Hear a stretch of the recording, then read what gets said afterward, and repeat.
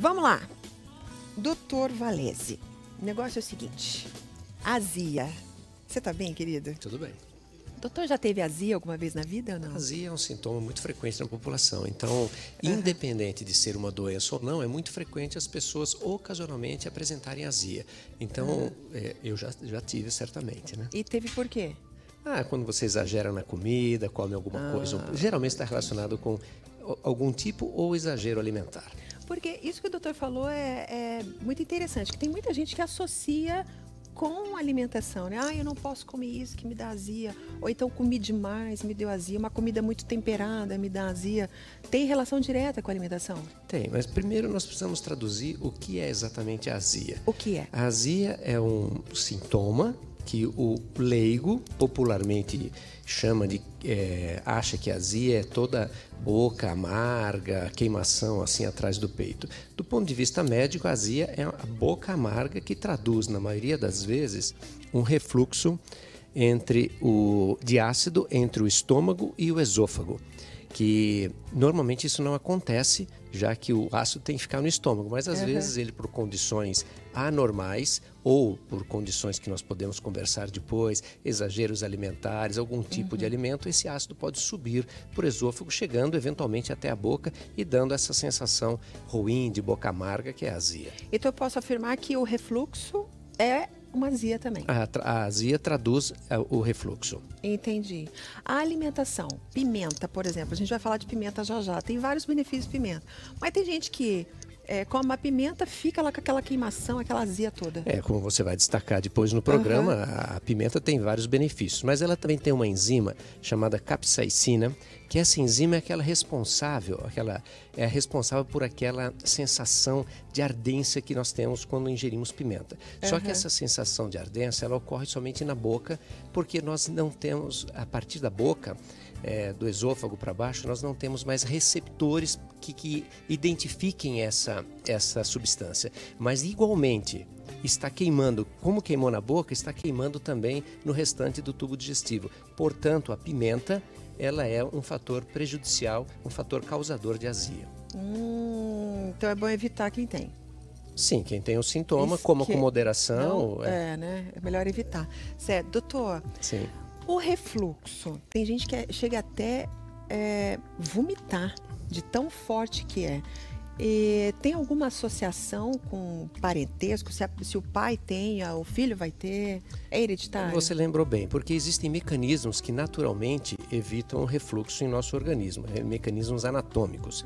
E, logicamente, isso você herda dos seus ascendentes, né? Então, existem familiares que têm esses mecanismos mais pobres, mecanismos que não evitam corretamente o refluxo. Então, é correto sim afirmar que se o pai teve, um tio teve, talvez você possa ter. Então, existe sim o caráter familiar. Uma vez com refluxo, sempre com refluxo? Não.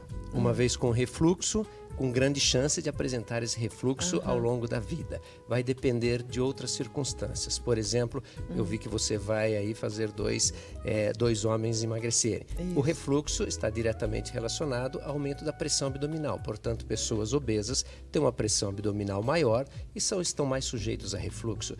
Alimentações muito volumosas, se você ingerir um volume muito grande, naturalmente a sua pressão dentro do estômago estará maior, facilitando o refluxo.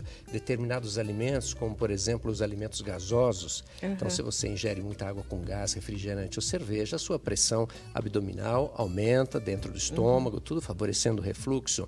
E ao longo, se você corrigir esses fatores, você poderá não ter refluxo ao longo da vida.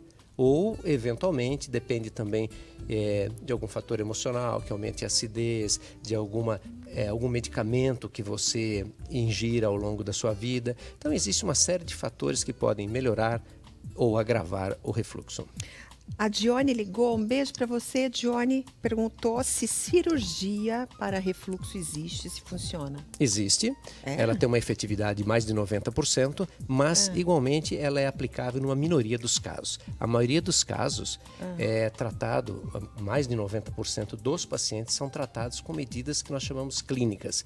Então, perda de peso, correção da dieta. Esses pacientes geralmente têm sucesso, somente 10% precisam ser operados. A Maria do Jardim Palermo, um beijo, Maria. Ela perguntou, o doutor falou das pimentas aqui, né? Quem tem é bom evitar. Ela já está preocupada, porque ela adora pimenta. É qualquer pimenta? Aquelas pimentas, como eu disse, quanto mais arder na boca, mais mal vai fazer. Eu acho que não devemos ser assim tão radicais, evitar a pimenta, mas diminuir a ingestão. Tem gente que gosta da pimenta, então procurar diluir junto com a alimentação, não comer pimenta pura, que por incrível que pareça, tem gente que gosta. Nossa, tem gente que abre o vidro e manda pra dentro. Exato. Então, procurar diminuir. Agora, se mesmo com pequenas dosagens de pimenta a pessoa se sente mal, aí sim vai ter que evitá-la, né? O doce. Mito ou verdade que doce causa refluxo, azia? Não é uma verdade. Infelizmente, infelizmente para as pessoas que gostam, você tem uma mesa aqui saborosa de doces, mas o doce, o carboidrato, ele fermenta no estômago, é um dos fatores que pode prejudicar o refluxo. Bebida alcoólica. Bebida alcoólica, sim, porque muitas bebidas alcoólicas são gasosas, então aí vai ter o duplo efeito do gás e do álcool, porque o álcool, nós temos um mecanismo anatômico que evita o refluxo entre o estômago e o esôfago, e o álcool diminui a pressão dessa válvula, vamos chamar assim. Embutidos, uma linguicinha na churrasqueira, esses não causam diretamente o refluxo, mas acontece que eles têm, devido à gordura, eles têm uma dificuldade de esvaziamento do estômago, é mais demorado o esvaziamento desse alimento. Então, quanto mais tempo um alimento ficar no estômago, mais sujeito a refluxo a pessoa está. Então, indiretamente, devido à dificuldade de esvaziamento dessa substância, você pode piorar o refluxo. A Cleide ligou? Beijo, Cleide, adorei a pergunta. Ela toma um remédio que termina com Zol, o nome, de manhã. Ela perguntou se pode tomar continuamente esse remédio. Existem algumas ditos na internet que esses omeprazol, pantoprazol, enfim, são os que nós chamamos de inibidor da bomba de produtora de ácido no estômago, que o uso crônico pode levar a problemas. Mas não, existem trabalhos que mostram já o uso de mais de 30, 40 anos e é seguro. Então, precisa ver a real indicação, mas se ela tiver indicação, pode falar para ela tomar sem problemas, que ela não vai ter problemas por causa do uso crônico. Entendeu, Cleide? Tá bom. Doutor, qual que é a tua dica, então, para quem tem refluxo, azia e para quem quer evitar? Tua maior dica, qual é? Eu acho que a dica mais importante é você manter um peso adequado e fazer uma dieta adequada. Principalmente, fracionar a sua dieta. Você comer mais vezes durante o dia, um volume menor. Não precisa, eu creio, se restringir, se abster de coisas boas, como você falou, os embutidos, ou uma pimenta, ou uma bebida alcoólica, mas que faça isso com moderação. Tudo que é demais pode fazer mal.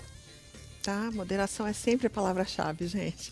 Doutor, querido, muito obrigada, adorei. Obrigada, viu? Deus abençoe esse final de semana, tá bom? Obrigada.